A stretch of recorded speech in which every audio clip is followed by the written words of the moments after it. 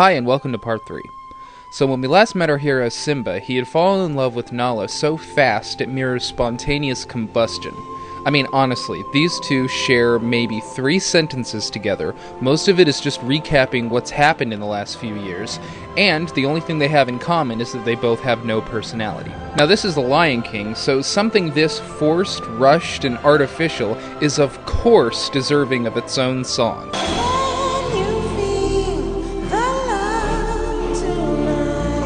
No, I can't.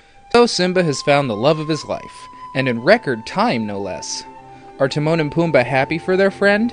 Of course not. They're assholes. The only thing they care about is the fact that they're losing the once exclusive rights they had to their lion. Now, as far as characters go, Nala's character sort of reminded me of the character Lily in Star Trek First Contact, in that I'm not even sure what she's doing in this film. She doesn't add or contribute anything to it. I mean, is she here to make this a love story? No, that never happens. They fall in love automatically. It's neither deserved nor earned. Is she here to convince Simba that he needs to go back and take his place as king? No, that's what the monkey does. Yeah, I don't know what she's for. So after falling in love in a mere 3 seconds, Simba and Nala then have their first fight 3 seconds later. This is like watching a 6-month relationship on fast forward. What happened to us, Nala? Why can't we go back to the way things used to be 6 seconds ago? So Simba goes off to pout by himself for a while, and then we're introduced to the character Rafiki, who barely qualifies as a character as far as I'm concerned. I said this after I saw the movie for the first time, and I think it's true even to today. You could just skip Rafiki's part and go right to Simba seeing his dad in the clouds, and it would be exactly the same. I mean, what's the point of introducing this character so late in the film?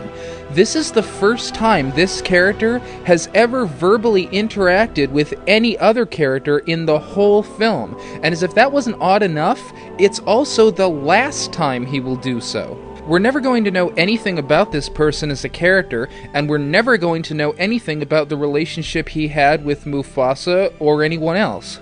I don't know that I've ever seen another film that's ever done something like this. How odd is it that one tiny scene at the end of a film counts both as a character's entrance to the film and as his exit? So Rafiki lays some nonsensical gobbledygook on Simba and tells him that his father is still alive inside of him. Kind of a creepy thought. And then, of course, we have the famous scene where Simba sees his father in the clouds. Now, I don't want you to think that I'm holding this film to some kind of an adult standard. I thought this as a kid.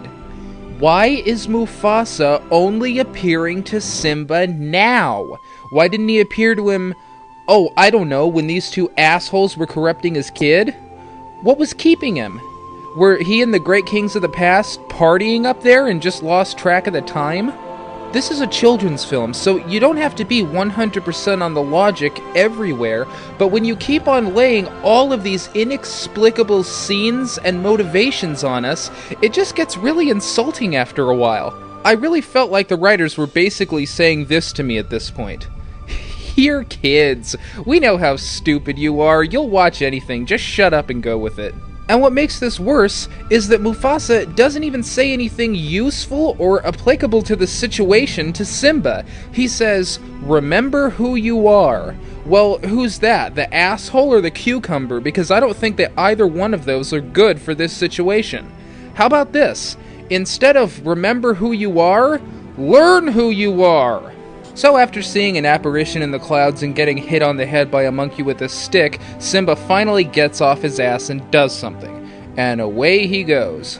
He ends up back at Pride Rock, and then discovers that a few people have come to help him. One of these people is the useless cardboard cutout Nala, and the other two are Timon and Pumbaa. Even though nothing that we've seen or heard from them in this film justifies this decision. They never had an epiphany where they learned Hakuna Matata was bad. They never learned not to be stupid and lazy and selfish. They never even had a moment where they apologized to Simba for emotionally grounding him in the dirt this whole time, and maybe using that as a justification for being here. There is nothing in this film that justifies these two being here to help.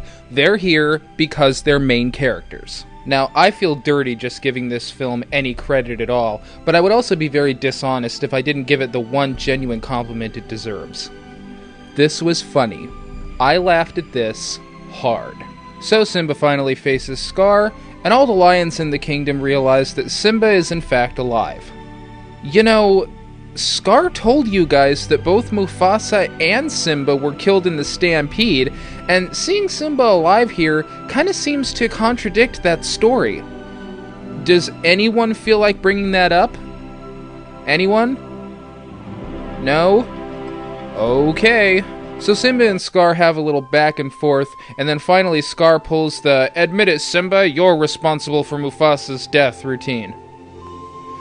You know, Scar told you guys that both Mufasa and Simba were killed in a stampede, and now he's trying to turn it around and say that Simba was responsible, which really contradicts his original story.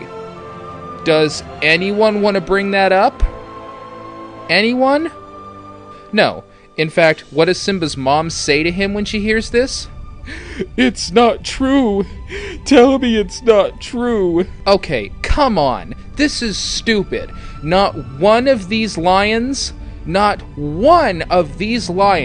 is even remotely curious as to how a 2-pound cub could have possibly been responsible for the death of a 600-pound lion.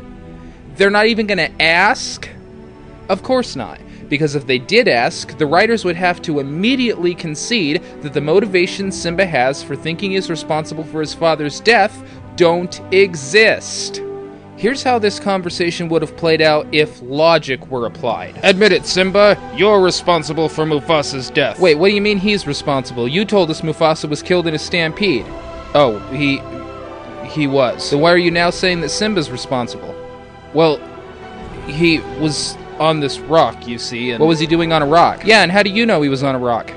Well, I sort of told him to stay there. Oh, so this is your fault. Hey, you know, now that you mention it, Scar did smack me across the world when I said I was going for help, and yet somehow I never put the pieces together on that. But now that you mention it, yeah, this is Scar's fault. Okay, come on, guys, let's get at him. But since everyone in this film is either evil or a complete idiot, they all just take his word for it. So Simba is backed over a cliff without a foothold, and I guess Zeus is against him too, because a bolt of lightning happens to strike under him and starts a fire.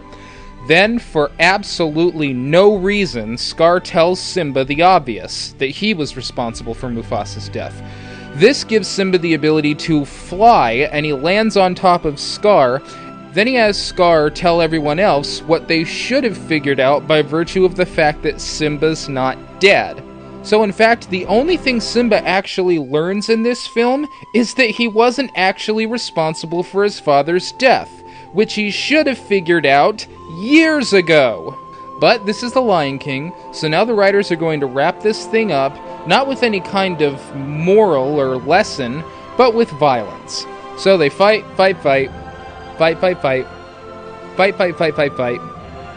Then finally, the hyenas take care of Scar for everyone, and then disappear into nowhere, I guess. Simba takes his place as king, and then all's right in Pride Rock. No one learns anything, no one experiences anything, and wait a minute, what the hell are those two doing cheering up there? They didn't do anything. They're partially responsible for what happened to Pride Rock, since they're the ones who were holding Simba back this whole time.